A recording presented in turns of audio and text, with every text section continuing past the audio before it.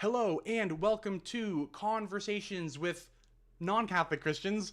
This is a very exciting episode for me because today I am speaking with Dr. Sy Garte. Dr. Sy Garte is a PhD Biochemist and has been a professor at New York University, University of Pittsburgh, and Rutgers University. He has authored over 200 scientific publications and has served as a division director at the National Institute of Health. Dr. Garte has also been editor-in-chief of God and Nature magazine and vice president of the Washington, D.C. chapter of the American Scientific Affiliation. Dr. Garte is the author of the 2019 book, The Works of His Hands, a Scientist's Journey from Atheism to Faith, and is also the author of the upcoming book, Science and Faith in Harmony. The links to buy/preorder those two books are in the description down below. But with that, welcome to the show, Dr. Garte. It's great to be here with you. I'm very excited for today's episode. And before I jump into the questions that I have for you, I do just want to welcome Rebecca. Hey, Rebecca, thanks so much for tuning in. My friend Daniel is here as well. What's up, Daniel? If you guys have specific questions for us, feel free to leave them in the live chat. I may not do a perfect job of looking at the questions while Dr. Garte and I are talking, but I do promise to look at them once we're ready for the Q&A section. So with that, Dr. Garte, I've prepared a couple questions for you. And the first one I think that you're going to really be able to dig into. I'm going to read you a quote, and I'm going to ask you to respond to it. This quote is from Stephen Hawking, and he gave this quote in an interview in 2010. The quote goes like this: "There's a fundamental difference between religion, which is based on authority, and science, which is based on observation and reason. Science will win because it works." Now, I know you disagree. After all, you're the author of the upcoming Science and Faith in Harmony. So I would love to get your thoughts on that Stephen Hawking quote. Well, yeah, I mean, that's a fairly common view. I think it may be the most common view. It's probably the common view of science and faith in the population in the Western world. But it's wrong. And the reason it's wrong is we can just take that quote and look at it. One minor thing that's wrong about it is that science is also based on authority. I mean, Hawking, of all people, would have known that since he was an authority, one of the authorities. And what I think he meant when he wrote that was that it's very difficult to overturn religious authority. It's difficult to overturn scientific authority, but perhaps a little easier. And there are many examples throughout scientific history of an authority being rapidly overturned because of experimental data that was incontestable. And one good example is the nature of the gene, which everyone thought was a protein until evidence came around that it was actually not a protein, it was nucleic acid. And that was the end of that authority. Although there were still people, including a very famous biochemist at Columbia, who didn't believe in DNA for many years, but that's a small issue. But the real problem with the quote is to say that if you say that science wins, you're assuming a contest, you're assuming a warfare. That doesn't exist. There is no warfare between science and religion. Now, there are people of religion who won't hold to a scientific view of reality. And, they're wrong, generally speaking. Not always. Sometimes they're right. But the point of the title of my second book, which you mentioned, is that science and faith are in harmony. And anyone who's ever studied music, which I have done, knows that harmony requires different notes. You don't play the same notes. If you play the same notes, there's no harmony. It's just a melody. So science and faith do not play the same notes. They sometimes are even in different keys. but that can still be beautifully harmonized together. And the book is all about examples of that.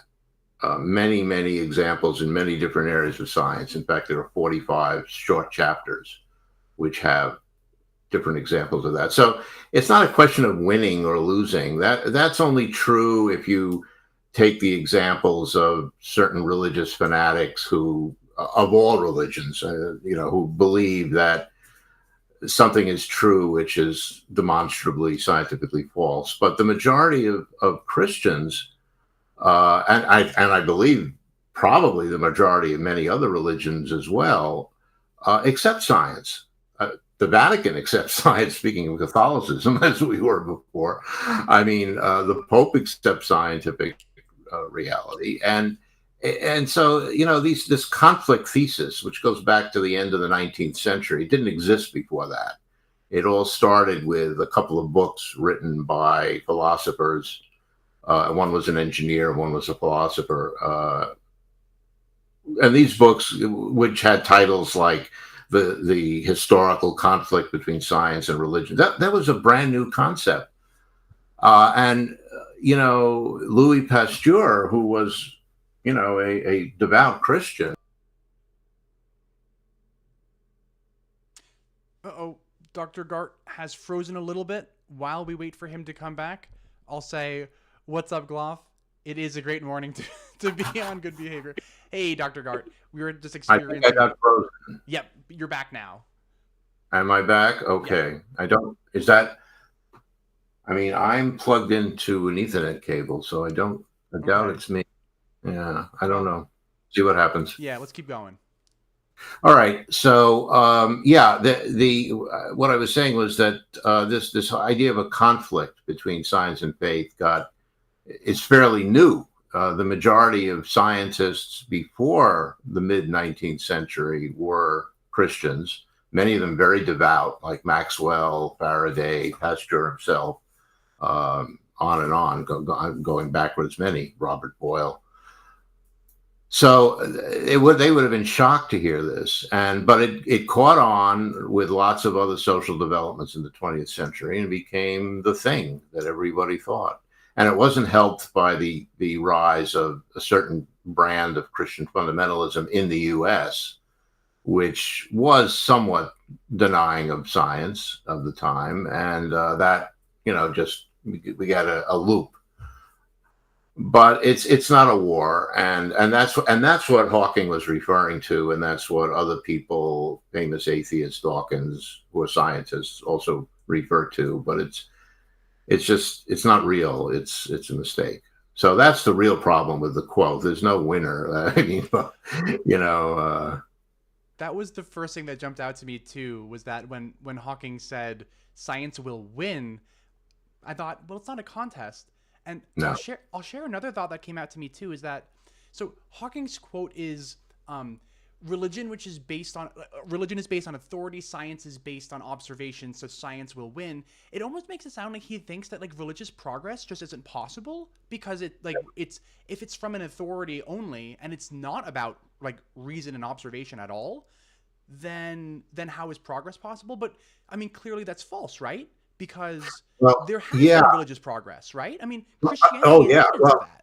One of the, I have done a lot of debates with atheists, and I get a lot of interactions with atheists. And one of the things I like to say is that that religion is stuck and it never changes. And the other thing they like to say is that, well, religion can't be true because there are so many denominations, for example, of Christianity. So which one is right? Well, do you realize that? I don't think they realize that those two statements contradict each other. If religion never changed, there wouldn't be any denominations. There would only be one. Precisely. So how do you end up with Presbyterians and Methodists when you started with only Catholics? Right. So there has to be some degree of, disagreement and change and evolution and progress, as you put it, which I think is correct. I think that Christianity has progressed in many ways. And that's actually true for every religion. It's certainly true for Judaism. It's true for Islam. It's true for all religions. So I don't, that it just doesn't hold water. Well said. Well said. Okay. I think that we've, kind of put that question to bed. Now, if you don't mind, I'd actually like to go to your 2019 book. So on page 37 of The Works of His Hands, A Scientist's Journey from Atheism to Faith, which, by the way, is linked in the description down below, there's a chapter called The Irrational World of Modern Physics, and there's a quote. I'm going to read the quote as quickly as I can, and then I'm going to ask if we could dig a little deeper on it. So the quote goes like this. I was still a committed atheist when I first read about quantum mechanics, the observer effect, the uncertainty principle, as a young adult. I was badly shaken in my faith in rationality, as were the physicists who had heard about these new ideas from Bohr and Heisenberg in the 1920s. Not knowing much physics beyond the introductory courses, I couldn't grasp the mathematical logic behind these theories, but I wondered what all of this meant for my worldview. I had to reject some of the critical components of a comfortable theory of atheism. One was that the world was a rational place, governed by rational laws. I had discovered that the basic principles of modern physics, from relativity to quantum mechanics, described a world of reality that seems irrational to us. If imaginary and irrational are truly critical adjectives needed to give an accurate scientific description of nature, how can the labeling of anything as imaginary or irrational, such as God, be an indication of non-existence? So that's the quote. And my question is something like this. So I guess I really like your labeling of like, hey, things can look really weird, and that doesn't mean that they don't exist. Heisenberg's uncertainty principle is weird. That doesn't mean that it's false. Maybe God is kind of weird, right? Because he's one of a kind, but it doesn't mean it's false. But here's my question. So I'd be interested to get your thoughts more in depth about probability. The way that I see it, it seems like some level of probability can be properly basic to the universe. But these events I might describe as probabilistic instead of irrational. And then once we work our way up above the quantum level, the probabilistic elements kind of disappear anyway. I would love to hear more about that word irrational and how it applies to science. And I guess the question is something like, why use the word irrational instead of probabilistic? Okay. Yeah, I've had a lot of pushback on that, and it's legitimate because I probably misused the term irrational in a way in some cases.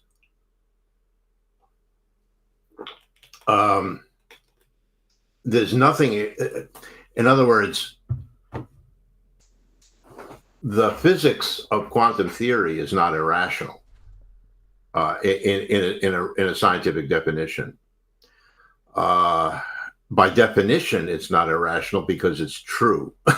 So things that are true, are only irrational in a very technical sense. They're certainly not wrong. Obviously, by definition, they're true. So what should I really have said was more like, probably use your word, weird. In other words, something that doesn't make sense to us. Now, I'll get to the probability thing in a minute, but the way to think about some of this, I mean, up until the beginning of the 20th century, everything one would learn about science, in physics and chemistry, made perfect sense. Everything fit. There was an equation, you could solve it easily. All you needed was algebra, maybe a little calculus, and you could solve the equation and you could determine what was going to happen. Okay, and so the issue is not rational versus probability, it's deterministic versus probability. And so the world was considered to be totally deterministic. So if you knew, and you could find out, if you knew and you could find out all of the, starting conditions, you could predict what would happen next. That's determinism, which was true for everything they knew. That was shattered by quantum theory because of probability.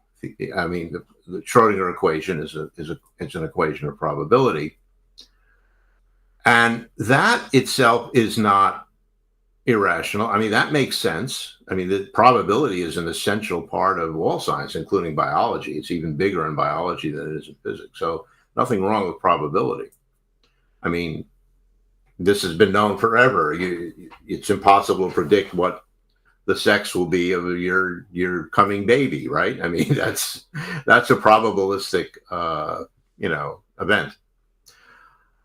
So what happens is that what quantum mechanics did was say, well, reality is not completely deterministic. And that's the word I should have used, because I was a determinist. I mean, that's what I learned. I learned that from my courses, from my father, who was a chemist. You could do that. And what quantum theory said was, no, at some level of reality, determinism goes out the window. So that was a little bit of a blow. Now, when we start talking about the observer effect, where it's not only probabilistic, but it's very weird, because, what does it mean that observing a phenomenon has an effect on it? And it's not because you're changing anything physical about it. It's a fundamental part of nature. And that is, I don't know the best term to call it. It's certainly true. It's certainly weird, and it doesn't have a good, and here you could use the word rational in the human sense. It doesn't make sense. Okay. In other words, it doesn't make sense that by looking at the electrons, they go somewhere definite. And if you don't look at them, they just go all over the place. That just doesn't make any sense. And I mean, physicists were saying that. Einstein didn't like it. But then we get into things like, superposition. We get into things like the Heisenberg uncertainty principle is a fact which says that we cannot know everything, no matter how much we try. We cannot know the momentum and the position of an electron at the same time. And it's not a matter of more research or trying harder. It's impossible. It has to be impossible. If it weren't impossible, we would not be talking to each other this way. So that's a fact. That was a shock. Okay, that I mean, not just to me. That was a shock to a lot of people. Yeah. And so that's what I'm trying to convey here, is that what learning about quantum theory did for me was take me out of this very comfortable, deterministic, reductionist, there are lots of ways to describe it, the worldview that had been science in the 19th century up until the 1920s, which I was only learning, 30 years later, or 40 years later, whatever. But so what that did was it pulled me out of that and into a world where, as you put it, many things are possible. And you can't use the argument, well, the idea of God makes no sense because, and then give a reason, because who knows what that reason, if that reason is really still valid. Because if all the truth of quantum theory and all the truth of modern physics, which goes even further now, is real and defies our common sense, then maybe many other things will defy our common sense. So basically what that opened me up to was, a spirituality viewpoint may be true. I didn't like that. I hated that. I was not into spiritualism at all. But I couldn't deny it based on, quote, science. Okay, that it was no longer possible to do that. When I read that portion, I'll tell you how I interpreted it, and then I'll ask you if I kind of got the message that you meant. Before anybody knows about quantum mechanics, before the 1920s, if something is super weird, that's actually, you can kind of actually be like, yeah, that's too weird to be real. Before the 1920s, that might have actually worked. But then all of a sudden, once we know about quantum mechanics, it's so weird that it can't be true. that might not work anymore because quantum mechanics is really weird, but it's true. Exactly. No, you got it. That's Cool. exactly what I was trying to say. Cool. Okay. Now, that didn't make me a theist. I didn't No. suddenly go to church and say, I believe. I mean, that just made me think, oh, wow, wait a minute. Maybe I shouldn't be so dismissive. And at that point, I was not even close to thinking about Christianity. I was being, it was the late 60s, the early 70s. I was being exposed to New Age woo, Yeah. which I rejected. And then I said, well, maybe I shouldn't reject it so much, crystals and all these pyramids, crazy stuff. Maybe I should look into it a little more, Anyway, so yeah, but you got it. That was it. Good. Well, your comments there about kind of like how, and by the way, you were not a Christian yet. You were an atheist who all of a sudden was shaken because all of a sudden being weird doesn't disqualify you from being true too. That leads right into my next question.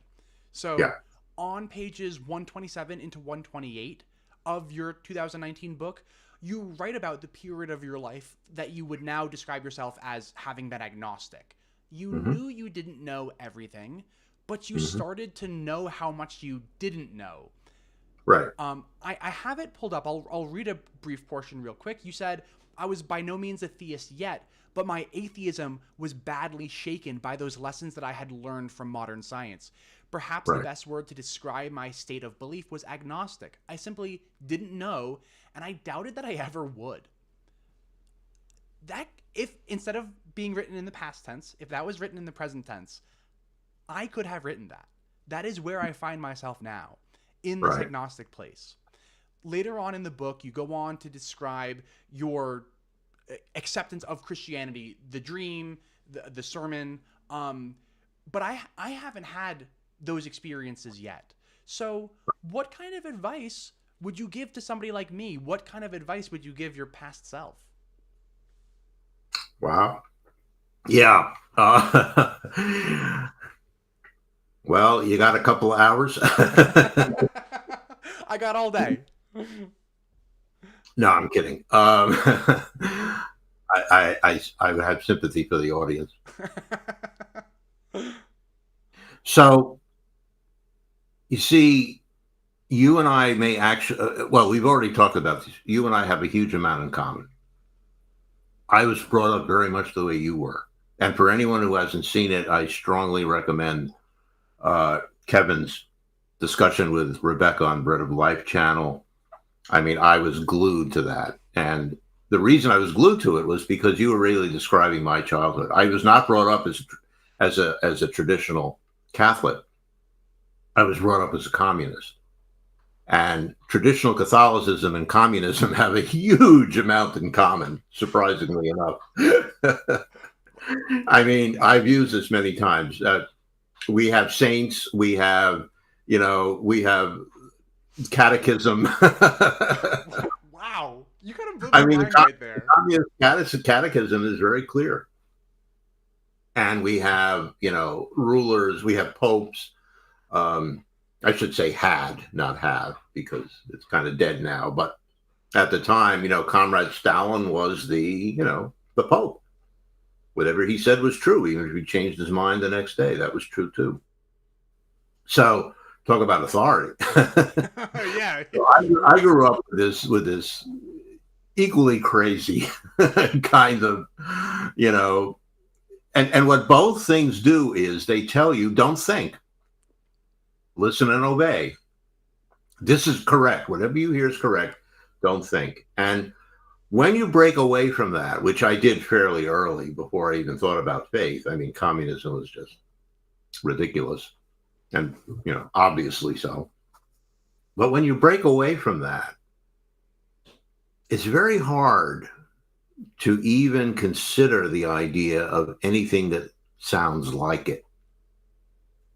So in my case, here I was now enmeshed in the beauties of science, where you basically, you're free. You're free to think what you want. You're free to do experiments. You're free to make decisions based on the right thing, based on, what you're reading and what you're doing, and understand what's really true. And that's great. In your case, you broke away from that as well, and you and I both you find it, and I found it very difficult, very difficult to consider any belief system that involves any kind of dogma. And I in my case, it was communist dogma, which is incredibly rigid. In your case, it was traditional Catholic dogma, which is exactly the same. And it's very hard to accept anything other than free thinking. And I understand that perfectly. And I know many, many people who have deconverted from, for example, fundamentalist Protestant Christianity, which can be the same. There are cases. I haven't experienced that, but I've been told that that's the same thing. So I think my advice to you would be kind of what I did, and I didn't do it on my own will. I had the benefit of being incredibly helped by the Holy Spirit without my wanting to. And by the way, it took decades because nobody else was helping me. I mean, only Jesus was helping me, and I kept saying, "Go away. I don't believe in you. You're not real. You're my imagination. Leave." And he finally said, "Okay, well, if you want to play it that way, I can be tough too." I wasn't born in Brooklyn, than you are, maybe. Yeah, he's a tough guy, and he eventually just grabbed me, and dragged me across. There was no choice. But that comes later. But for decades, I was just saying, no, leave me alone. No. And what I ended up doing was this is what I would suggest for you, is ignoring the religion. Because the religion is the source of everything you're worried about. What I ended up, and I knew nothing about the religion. I had never walked into a church. The first time I walked into a church, I was in my late 40s. I had read parts of the Bible, but only as part of a course, and I didn't even remember what it said. And so you ignore the religion and you focus on the point, which at first for me was the idea of God, and I found that really hard. God is way up there. He's omnipotent. He's all loving. None of that made any sense. What is God? I mean, yeah, it's weird. But then I started encountering stories about this guy, Jesus, and he wasn't weird at all. I mean, Jesus Christ was, according to the legend, God incarnated in a man. And what was really strange was that he wasn't a king. He was a carpenter. Why would anybody make that up? That just doesn't make any sense. And it didn't make sense in contemporary Judaism either. I mean, the Messiah was supposed to be a king, like David, a warrior. And here was this guy, didn't have any money, didn't have any friends or influence. And he was wandering around preaching an amazing story of repentance and of peace and of love. Love between, enemies. I mean, we still can't do that. And all of this was, so I started thinking about this. That's what I started thinking about. And, you've learned a lot about Jesus in your life, but probably 98% of it is wrong. Or at least it's beside the point. So what got me was the figure of Jesus Christ. And I got that by reading. Well, first I went to a church. I think that was critical, because I had a friend who brought me to the church, Catholic church, by the way, a normal Catholic church. I recall from your book. And that's in the book. And I was terrified. It was one of the most frightening moments of my life to go in there. I didn't want to go. This friend of mine, she was held my arm. She told me she would protect me. I expected people to throw stones, and curse at me. And But instead, they gave you the sign of peace, right? And you were they like, gave me the sign of peace. They shook my hand. The priest talked about love only, and not, and love between people. He was talking about. I couldn't believe it. That's not what I was taught. I was taught that Catholics were, beasts. That they were full of hatred, and they would, curse you. And oh God, I mean, communists don't like Catholics, and I think the reason is they're in big competition. That's that's the reason. They both claim, to care about the underdog, about poor people, and all that stuff, and so they're in big competition. But anyway, that's a side point. So after going to this church, I went a couple of times. I really liked it. I love music, and I love the music, and I decided I should really look at this New Testament stuff. And I read the book of Matthew, and this, you're familiar with all this. And then I read the book of Acts. And I said, well, okay, this is not made up, because, I'm someone who loves history, and I've always read history, and the book of Acts was pure history to me. And then there are all the other arguments, which I learned later. I didn't know at the time, that you'll read from, Lee Strobel and Gary Habermas and all the others. There's so many things about the stories that just indicate they were not made up. And even the little that I knew, I could sense that was true. So then I started taking it seriously, and I started really wondering. But to get back to your question, the advice that I give you is simply that.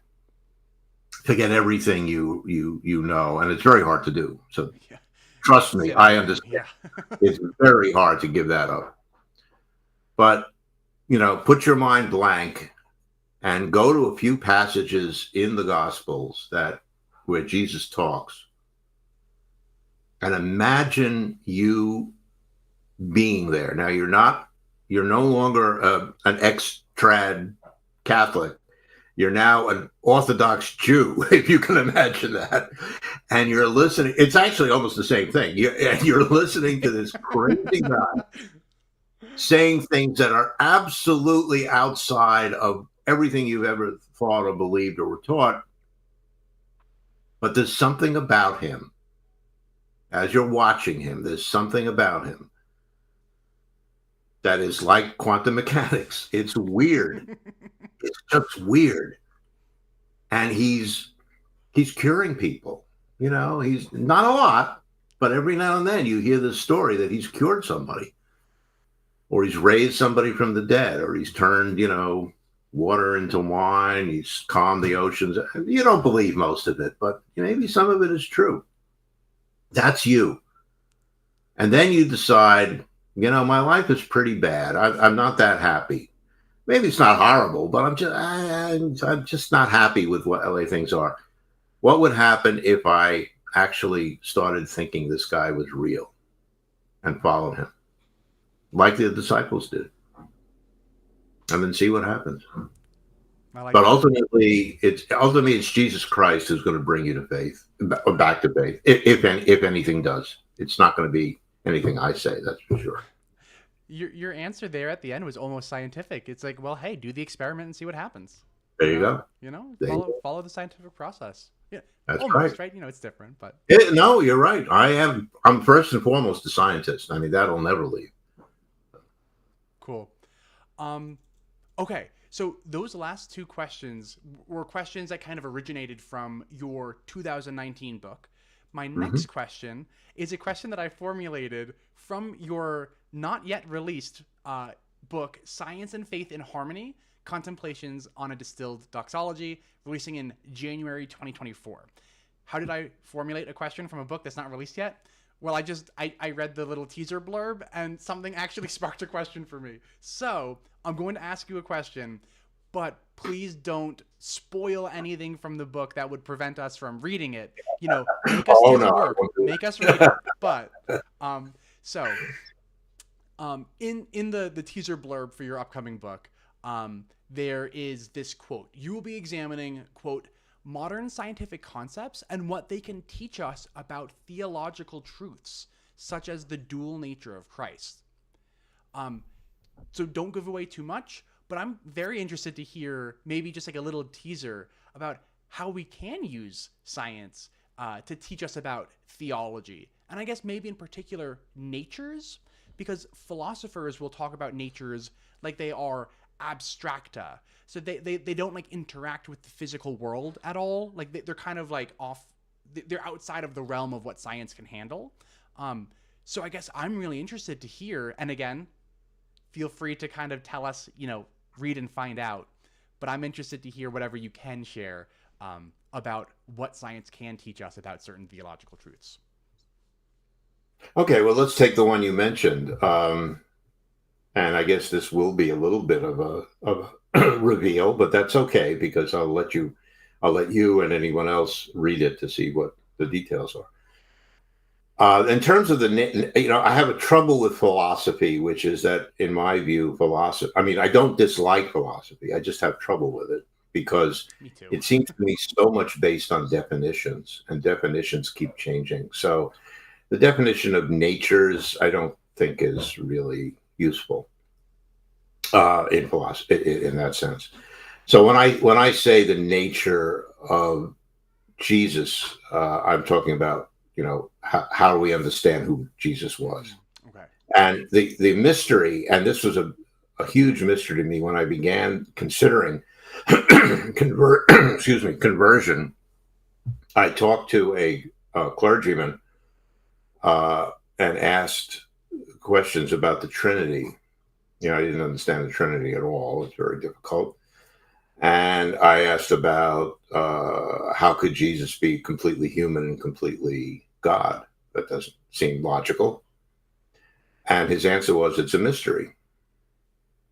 And I like that answer because, mysteries are often real. And later on, it dawned on me that we have a good example from physics, and going back to quantum physics.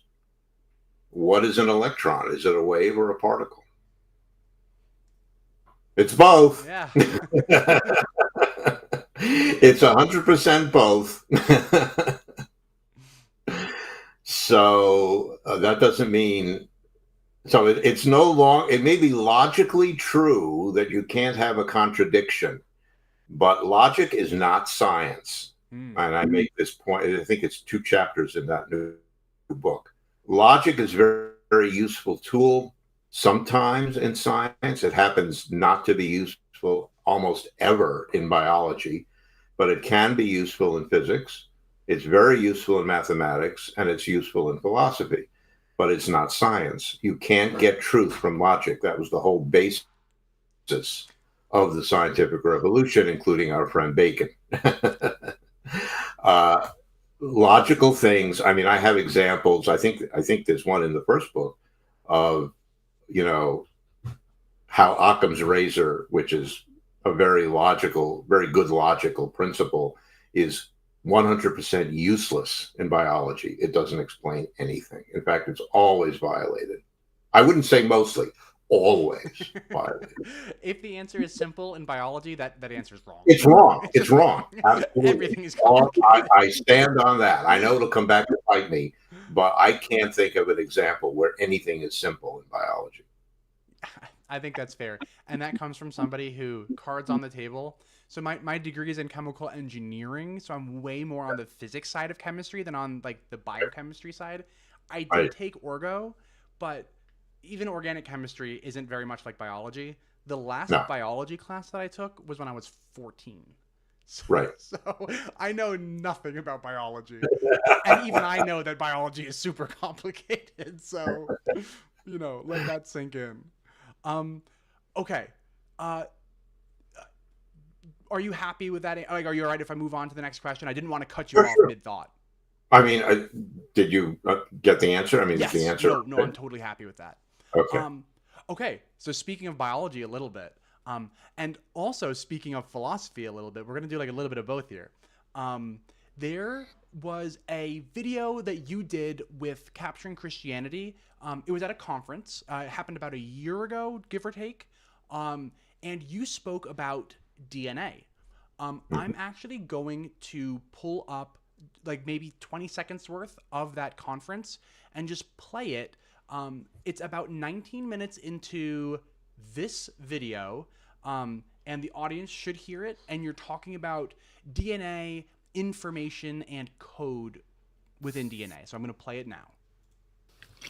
The genetic code is an example of abstract symbolic information. Now, if anyone feels faint at seeing this chemistry on here, just take a deep breath. Okay, I think the audience probably heard it. I'll let them confirm for me. And that's literally all I needed to play, and I can just quote the part for you. Sorry, Dr. Garte. No, it's all right. So, and I actually have a picture of the slide, and let me just do this real quick. Even I'm just gonna kind of put the picture of the slide on top of your face right now, and there it is. So that slide right there says the words that I was keying in on. Oh, that's not gonna make it any bigger. Abstract, symbolic, information. That is where my question lies. Okay. In the presentation, you say that there's no chemical connection between ACT and then that amino acid that is like being formed from the ACT. You refer to it as being abstract symbolic information, and I'm going to attempt the impossible here. I'm going to try to offer just a little bit of gentle pushback and then see if you and I can come closer on something. So when and it's possible that you and I already agree, and I'm just, I'm thick-skulled and misunderstanding. So let's find out. So when I hear of no chemical connection between ACT and then threonine, that amino acid, what I think is something like, oh man, like it sounds like laws of nature are being broken inside of our cells. Like there's no connection. But if there's just abstract symbolic information, like that's kind of sounds spooky. And I imagine what happens as being, considerably less spooky than abstract symbolic information. And I might say that there is a chemical connection in as much as like the mRNA transcribes the chain, and then the tRNA moves it outside the nucleus to the ribosomes, or what. I'm probably screwing that all up. No, that's right. Oh, look at look at that. Okay. But it seems to me then that like when we talk about DNA in terms of abstract symbolic information, while that might be true in like an analogy kind of way, like what is also true is that like DNA is a chain of molecules and it reacts with other molecules. I'm not sure if you want to kind of push back on me on that abstract symbolic information part, or if we're already kind of close. But I just wanted to kind of give you some time here to kind of like just really lay into me and like let me know how wrong I am, or not. So take it away. I'm not sure you're wrong. The mechanism by which proteins are made based on the information of the DNA is very, very well known, and there's nothing mythical or mystical about it. It's a chemical process, as you said.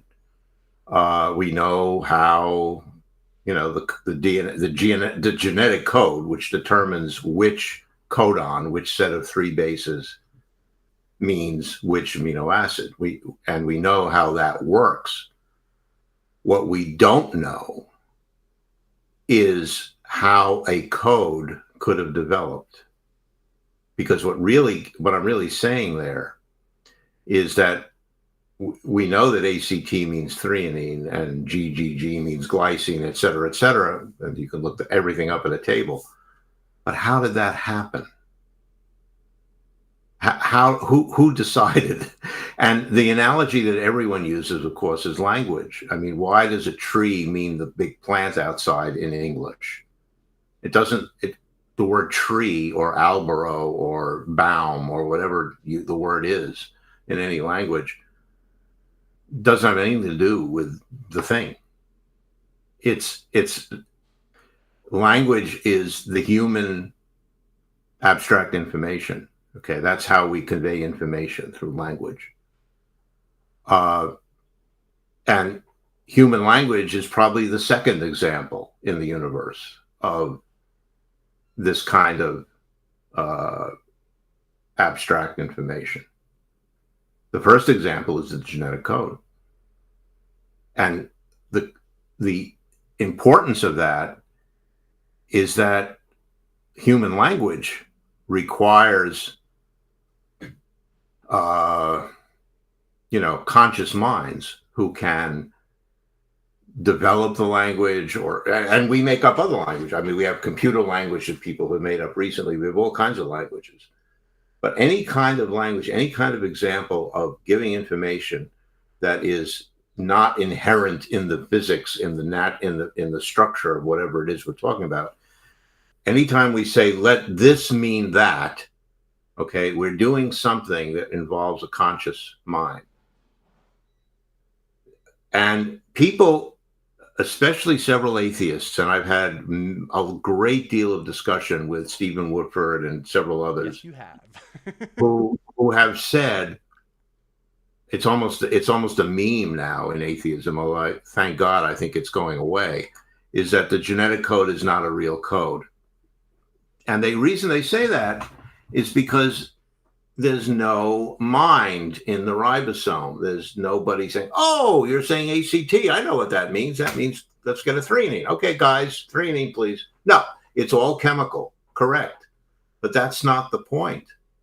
It is a code. It doesn't need a mind, but something had to get the code going. And I'm not saying this is proof of God, because I know that there's some very good research going on in many labs to try to understand the evolution and origin of the genetic code. It's an incredibly difficult subject. And I don't believe, like many other things in modern science, I don't believe that we're going to get the answers based on what we now know of chemistry and physics. We're going to need some biology specific laws. And I think those laws will be pointing to the creator in a way that other things point to a creator. So I'm not saying this is supernatural. I'm not saying that the code had to come, God had to create the code from scratch, although that's possible. But what I'm saying is God had to do something. And it might have been that he gave us a law. He gave biology a law that would explain it that we don't know yet, much as he gave the universe the law of gravity. So we might discover one day that there's some kind of like principle in biology that is kind of like geared towards the creation of genetic code. So nothing spooky necessarily. Perfectly stated. Yes, yeah. Perfectly stated. And I talk about that a lot in a book that I'm writing now, which I can't even mention. But there are several areas of philosophy that were eliminated from biology because they sounded too wooish, like purpose. That's my next question, actually. And and those things are coming back. Yes. We need them. Yeah. Perfect segue into the next question. So this is the last real question that I have for you, and then I have like a bonus question. So this last real question is about teleology. So right. Teloi, or telos in the singular, teloi being plural, are the purposes of things in Aristotelian philosophy. From the way that you talk about DNA and stuff, I suspect that you mostly agree with Aristotle, that there is some kind of teleology in the universe. There is some kind of like goal-orientedness in the universe. In the past, it wasn't just Aristotle who was arguing this, and it wasn't just Thomas Aquinas either. It was also people like Gregor Mendel that were arguing that the universe really does have, like, the universe is teleological in nature. However, there has been a move in biology, kind of, I guess, since I'll call it like the Enlightenment and like the scientific revolution, away from teleology. Sure. So Yeah. on the one team, we have Aristotle, Aquinas, and Mendel. On the other side of the team, we have people like Francis Bacon and like Descartes. You have to pick one of these two teams to join. Which one are you joining and why? Okay, we go back to the very first question. I don't pick one of the two teams. I'm on both teams. I like it. Okay, and the reason I say that is because Bacon is certainly right.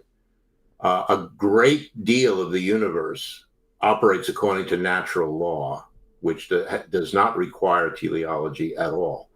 And remember that when Aristotle talked about the final cause of purpose, he was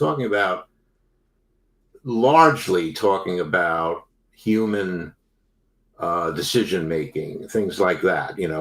Why is the road straight? Well, lots of reasons, but the final cause is it's a good way to get from here to there for people. So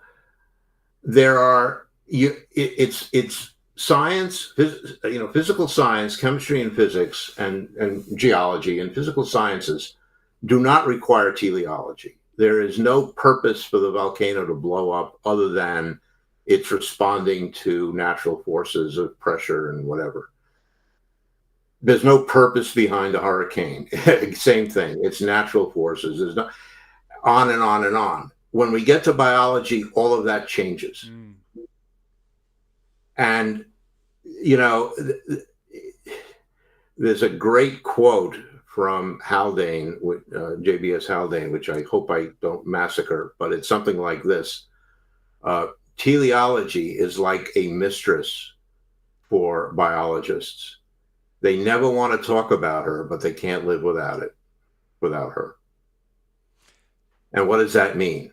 Well, all you have to do is open any major textbook, and I have several examples somewhere or other, maybe even in the first book. You'll read sentences like, the function of this enzyme is to improve. That's teleology. The enzyme has a purpose. Animals have purposes, right? I mean, they hunt so that they can eat. They run so they don't get eaten. I mean, it's everywhere. And by the way, Daniel Dennett has said this, one of the four horsemen of atheism. Really? He said biology is permeated with teleology. You can't go away from it. He was a philosopher, remember, not a dumb scientist like so, he admits it's there, but he says that it comes from, it doesn't come from God. It comes, and I don't know if it comes from God either, but it comes from evolutionary pressures. We are now learning, and have been learning for a number of years, that teleology, purpose, agency, action, okay?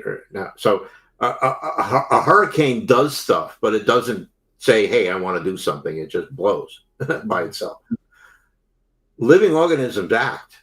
Every living organism acts. It turns out bacteria act according to purpose. They'll move to the light and stuff like that. Oh, well, more than that.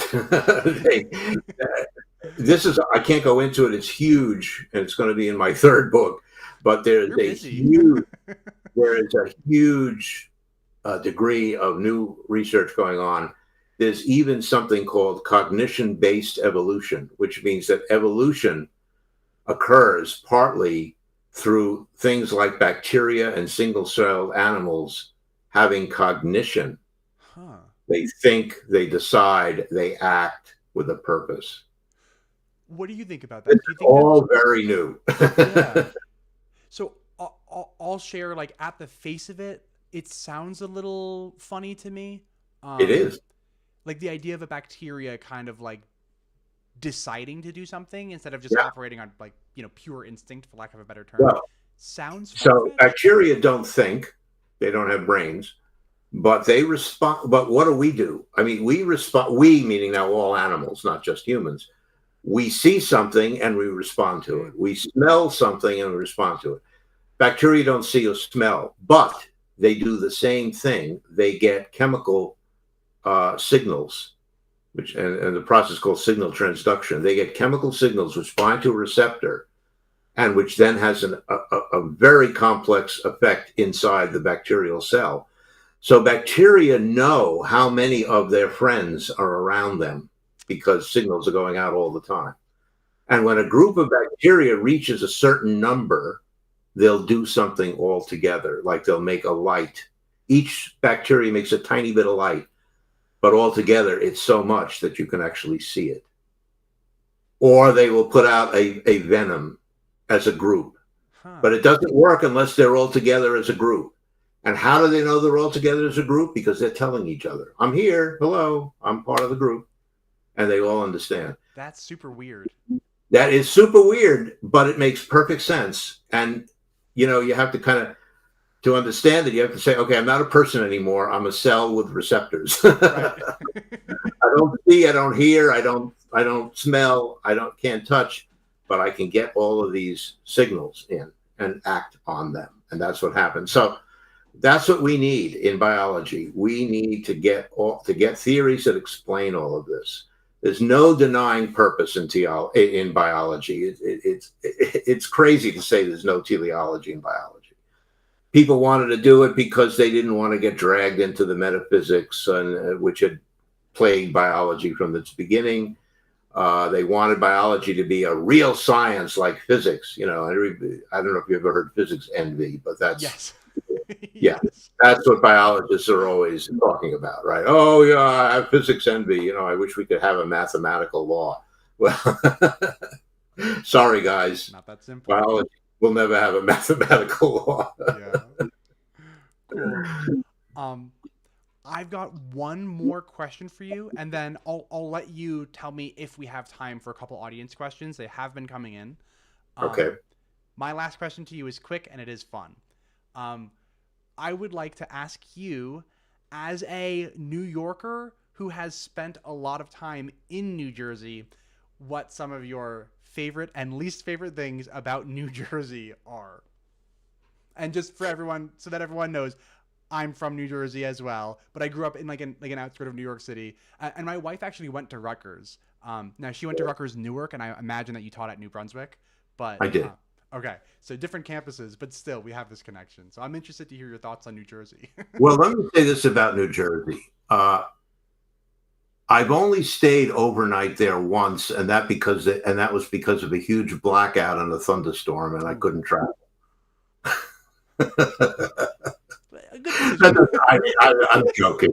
No, that was a good decision. For those who don't know, New York, New Jersey is a long time war, but I'm good-naturedly. Yes. I mean, the Jersey people can't stay away from Manhattan. They come in all the time and make life miserable. So what are you going to do, right? I mean, when I was a student, I drove a taxi in Manhattan, and whenever I saw a license plate from New Jersey, it was like warfare. That's awesome. Well, hey, I think spending all that time but never sleeping in New Jersey probably answers that question better than any other answer possibly can. Do you have time for a few audience questions? Sure, why not? Awesome. So here's a question from my friend Gloff, and I realize it's actually being cut off a little bit. So the question is, does quantum mechanics vindicate Platonism, nominalism, both, or neither? And I can kind of translate this question a little bit. Oh, great, because I have no clue. Yeah. So, Platonism would be the idea that color really does exist, while the nominalist would say color per se doesn't exist, but what do exist are the photons, and the photons have a wavelength and they hit your eye and you interpret it as color, but what really exists is the photon, not the color. But the Platonist is no, the color really does exist. So Gloff's question for you is, does quantum mechanics vindicate either one or neither one or both? Yeah, I mean, again, clearly don't know the answer because I just am not a philosopher, and I'm part of the Capturing Christianity group, and they're almost all philosophers, and I just sit back and read, and I have no clue what they're talking about. As soon as a word ends in ISM, I'm gone. I'm lost. I don't know what any of it means. But you explained it, Kevin, and I would say that is color real or is it only photons? Well, real. I mean, I happen to believe that human experiences are real. They're not reduced. They're reductionism, even though they depend on, for example, photons and quantum theory. I think most scientists would agree with me. That does not disprove the reality of the effect of those things. So I would say that it doesn't quantum theory and all of science doesn't choose between either one. Because, science is not supposed to tell us a lot of things. Not only is it not supposed to tell us about God, it's not supposed to tell us about our own feelings and emotions and feeling and expressions and way, why we do things that we do. That's so far still outside of science, despite neuroscience. We're only getting a teeny bit of understanding of why we do things from neurobiology. So I think it's real. I think color is real and photons are real and everything else that we experience is real unless it's proven otherwise, which happens.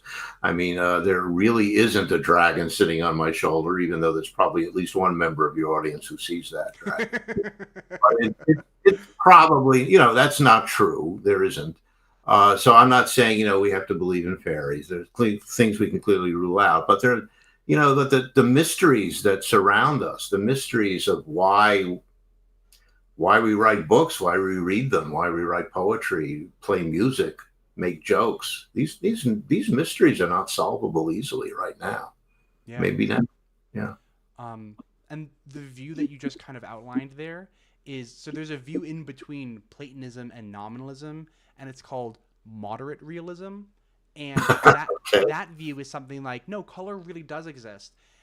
And it exists as like part of the photon, or like maybe it exists as like part of our brains or something. Yeah, there you go. So yeah, that might be something that you kind of.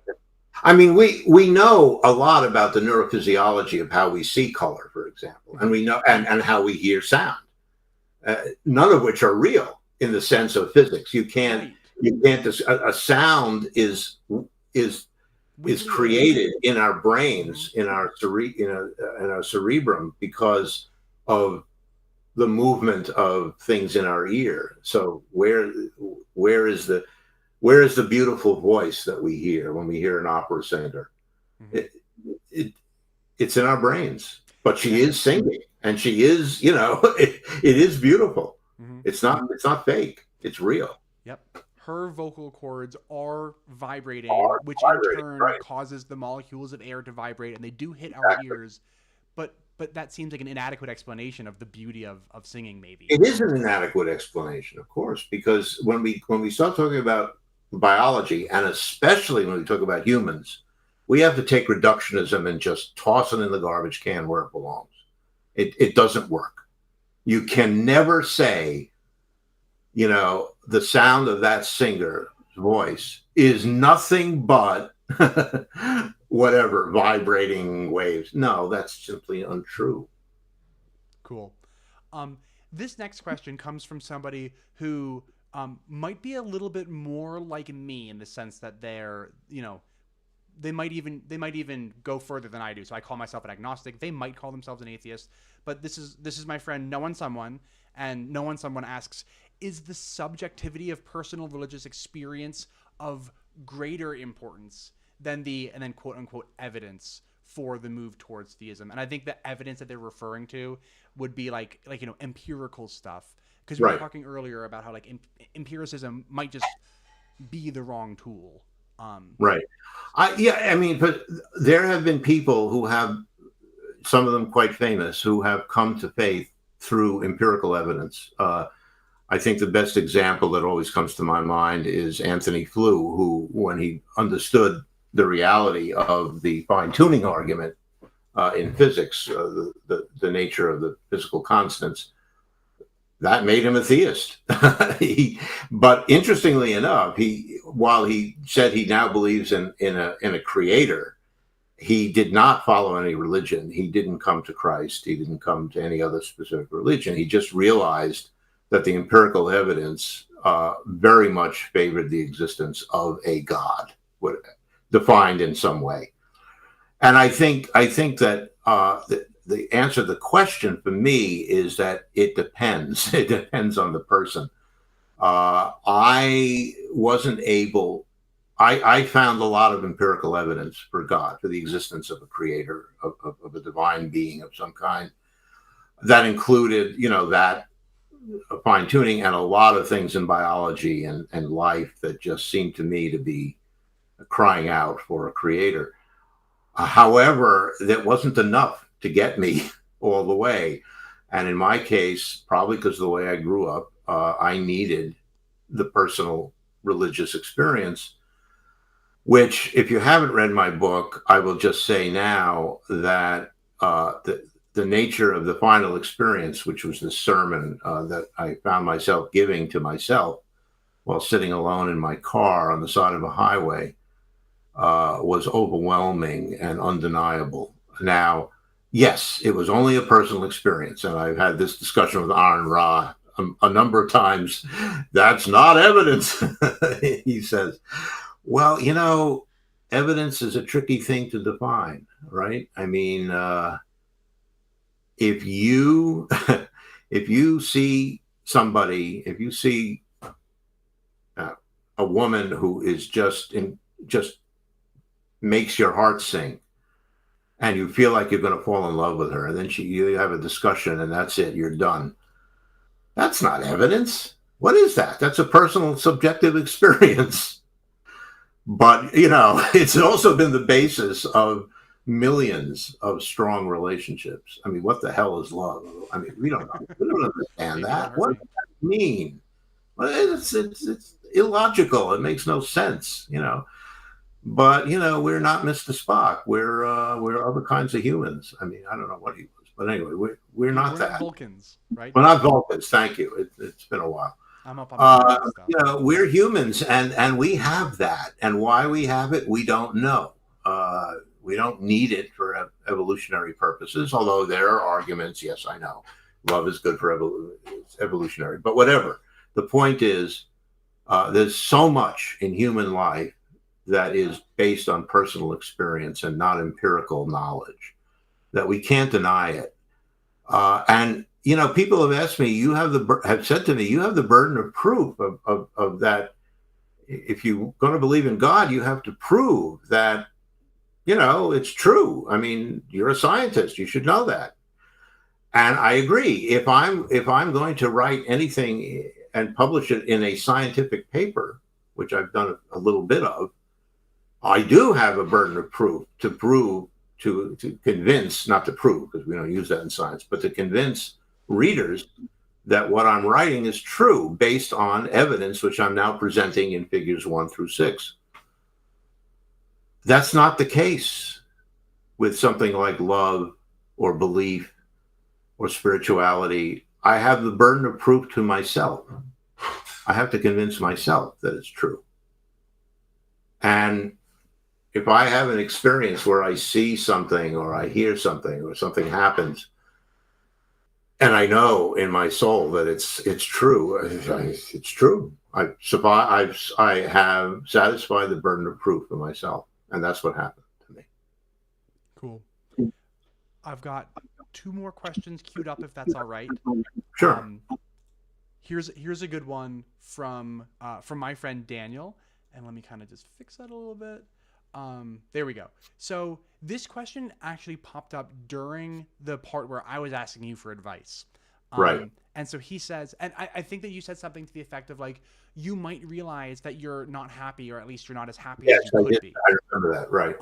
So the question is, on Jesus rescuing us from our despair, Daniel gets the sense that Kevin, that's me, is already leading a happy, fulfilled life. Where Right. is Jesus in this? Is it perhaps due to the remnant of baptismal graces, referring to the fact that I was baptized as a kid? So what do you think about that?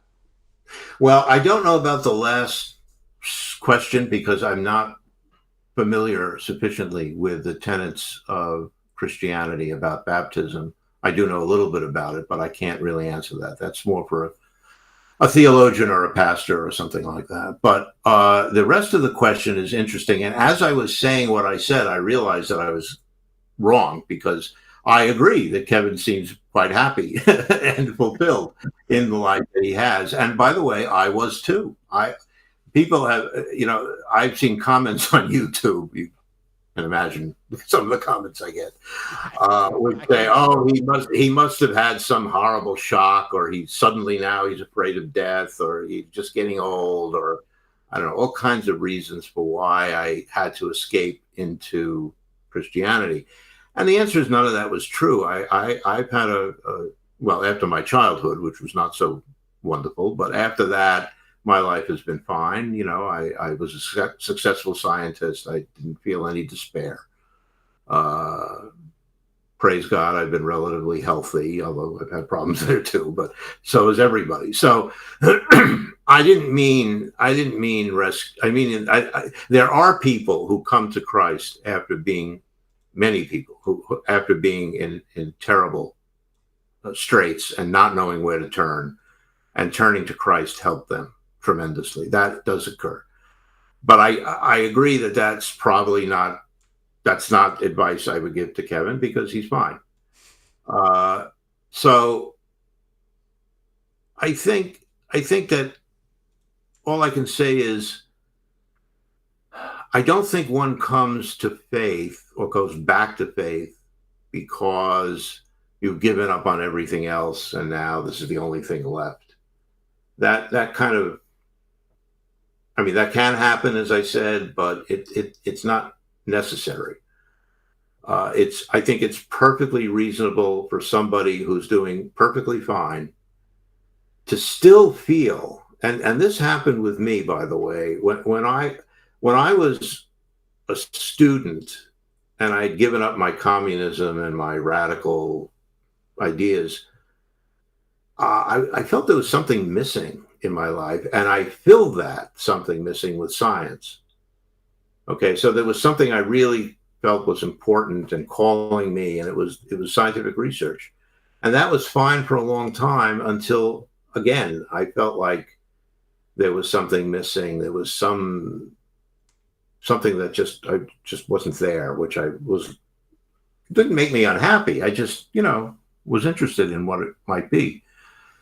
And that was a sense of spirituality, which I think is very important for human beings.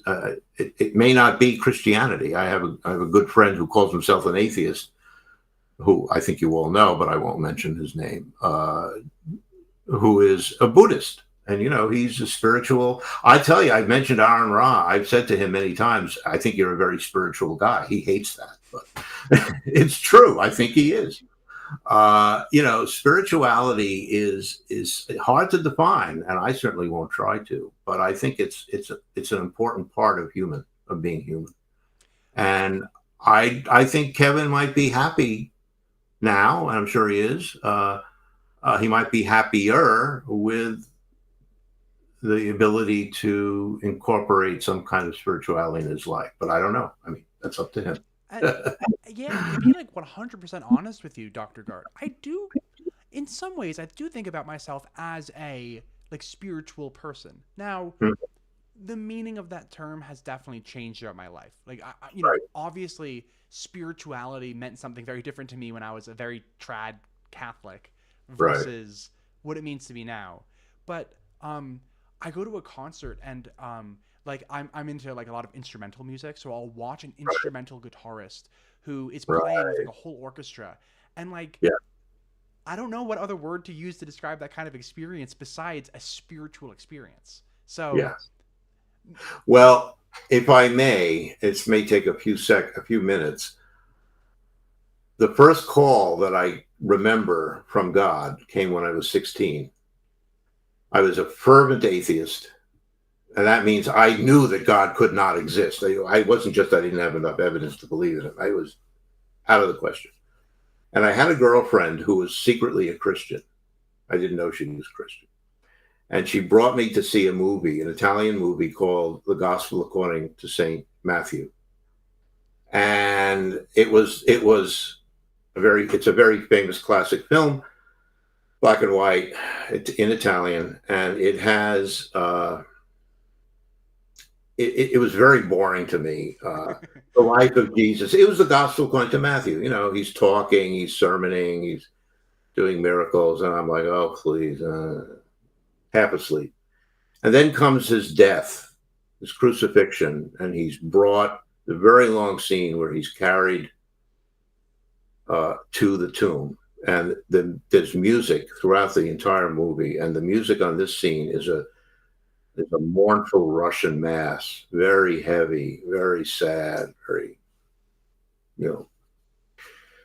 depressing. And he's put in the tomb, and the women come to see the tomb, and they come back on the Sunday morning, and they look up,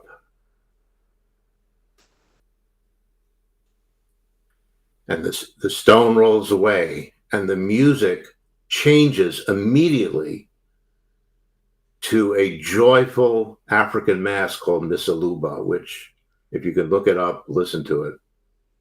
And it knocked me off my seat. And I swear to you, at that point, for about 6 seconds, I was a Christian. That's how I react to music. And even today, I mean, literally today, I will, if I'm feeling, I don't know, stressed, tense, whatever, I'll put on some certain, pieces of music, and I'm fine. And I see you've got 2 guitars behind you. I got one behind me. Very I don't nice. see it. I actually have a There it is. this too. Let's see. Can you see? Let's see if the camera will. Oh, nope. The camera's going to try to. So 1, 2, 3, 4. Oh, you got a whole rack. Now I see them. Yeah. Yeah. Well, I have 4 myself, but there's only one in this. Yeah, all 4 of mine are here. All guitarists have more than one guitar. That's true. Yes. Yeah. So anyway, yeah. So I relate to that, and that, that, I mean, what happened after the 6 seconds passed was I said, "Oh, come on, that's just the music. That's not real." Yeah, it turned out it was real. But it took me 60 years to figure that out. Not 60, 40 years. Music has some weird effect on seemingly all of us, that, it has a way of moving us that where does that nothing come else from? does. What is that? I have no idea. We don't know. No. Yeah. Why do we laugh? We don't know that either. Lots of mysteries. Nobody else laughs, just us. Yeah. The last question's not actually a question at all. I just wanted to highlight it. It is from Rebecca. Here it is. She just says, "Great interview. Thank you to you both." Well, thanks, Rebecca, for having me on recently. And thank you, Dr. Garte, for watching. And yes, and thank Rebecca for having you on as well. Yeah. So if you guys aren't subscribed to Rebecca's channel, head over to Bread of Life and give her a subscribe as well. Absolutely. Yeah, we all love Rebecca. There's no question about that. We do. Dr. Garte, it has been an absolute honor having you on. Before we close out, would you like to end on any particular note? Yeah, I generally end on this when asked, and it actually is interesting because it goes back to your very first question. Science and faith are not in conflict. They're in perfect harmony. And that doesn't mean everyone should become a Christian, okay? But what I'm saying is, if your reason for not being a Christian is because you quote, believe in science, you're way off. So that should not be the reason that you're not religious or whatever. And if you don't believe me, wait till January. You can read that book, and then you will. And you can pre-order it right now. Link in the description down below. Good enough. Yes. Awesome. Thanks again. Appreciate it. Thank you, Dr. Garte. It's been an absolute honor. And everybody, thanks for The only watching. other thing I'd ask is from now on, you have to call me Sy, not Dr. Okay. I know this is the second time that you asked me, and I did call you Sy over email, but I just, in front of an audience, I wanted to make sure that I was using your title. So, All right. For the rest of the interview, it'll be Sy. Okay. Thanks for being on, Sy. Take care. Bye, everybody. All right. Bye now.